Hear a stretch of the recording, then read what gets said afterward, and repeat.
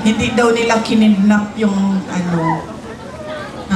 hindi daw nila kinidnap si Pangulong Rodrigo Duterte. Hindi daw kidnap ang tawag doon. Sige, okay na lang. Hindi na kidnap ang tawag doon. Ang tawag doon, ninakaw nyo sa amin. Ninakaw nyo sa amin si Pangulong Rodrigo Duterte.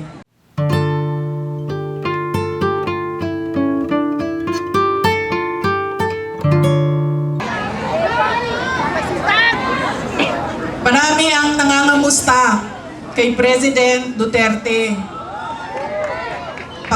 Kung saan man ako pumupunta, nangungumusta sila lahat.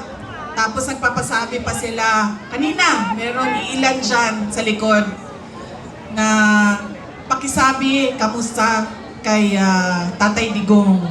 Kahit hindi ko siya kilala, lagi yung mga tao, hindi ko kilala sa pangalan, sinasabi nila, pakikumusta kay Tatay Digong.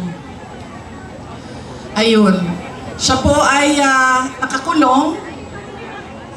Anak po ako ng nakakulong na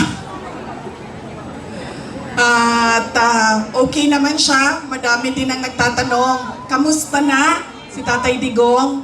Sinasabi ko, lagi okay naman siya. Ang problema lang ay hindi siya marunong maglaba, magluto, at maglinis ng kwarto. Dahil yon ay ginagawa sa kanya lagi ng mga asawa niya. Madami pong asawa ang aking tatay.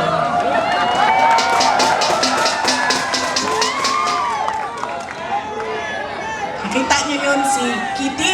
Kitty, yung maganda ko na kapatid. Iba po yung nanay niya. Kasalukuyan po, dalawa yung girlfriend na nandoon, nag-aantay na makalabas si Pangulong Rodrigo Duterte. Totoo yan.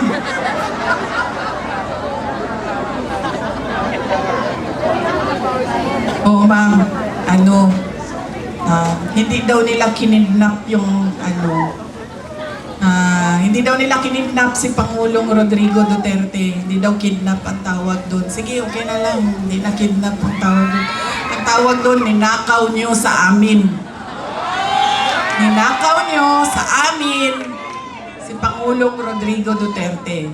Dahil siya ay propriedad o property ng syudad ng Davao.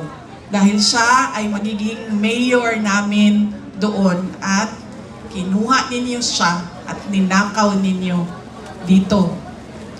Pwede na ba yun, ma'am? Hindi daw kidnapping yan eh. Nakawan na lang. Ninakaw ninyo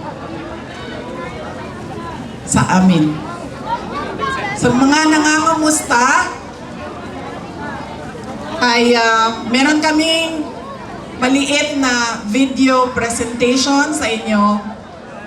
Sigurado ka ba, ma'am, na hindi ka aalis? Kaya ako nakakalimot sa mga sasabihin ko eh, kasi nandito ka, ma'am. Ma'am, ang advice ko lang talaga sa iyo sa panahon na ito at sa darating na mga araw ay magpalit ka na po ng apelido mo. Ay, sorry, Romualdez pala ang middle name mo.